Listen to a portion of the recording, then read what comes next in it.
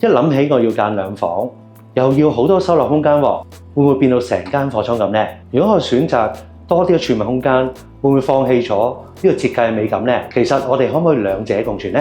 大家好，我係準家居嘅 Stanley， 今日要同大家開箱一個安華苑嘅單位，試下用一個和風嘅美學啦，點樣可以帶出一個居屋變做一個私人樓嘅感覺。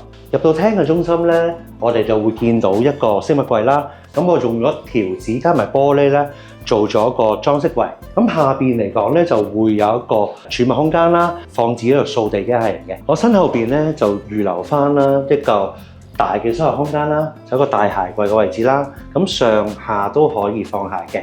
過來呢邊咧就會有中空位啦。我哋安排咗嘅弧形嘅 design啦，有一塊層板啦。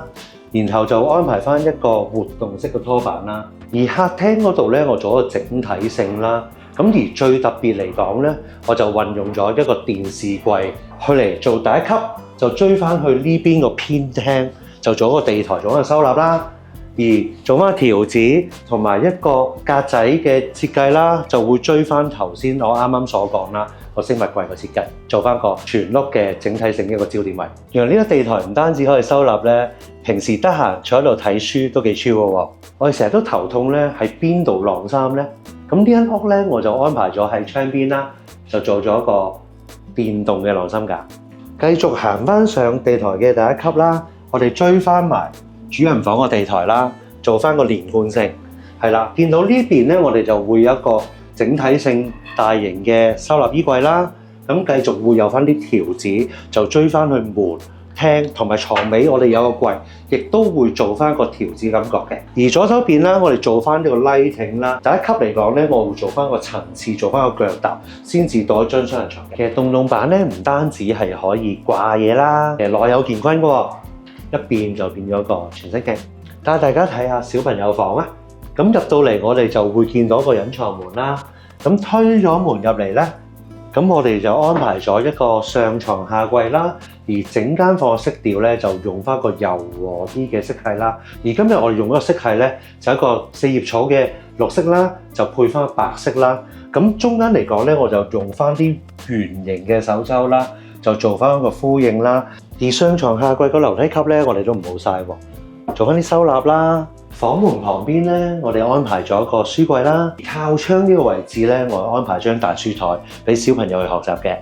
而我哋想做翻個柔和啲嘅氣氛咧，床 pan 我哋會做翻個燈條啦，床底個位置啦，衣櫃嘅上面我哋做翻一個拉挺啦，同埋 pan 翻過嚟呢邊樓梯都做翻一個夜明燈啦，方便翻夜晚咧我哋會上樓梯啦，一個安全性啦。嚟到洗手間嘅門口啦，見到一隻好靚嘅 PD 門啦。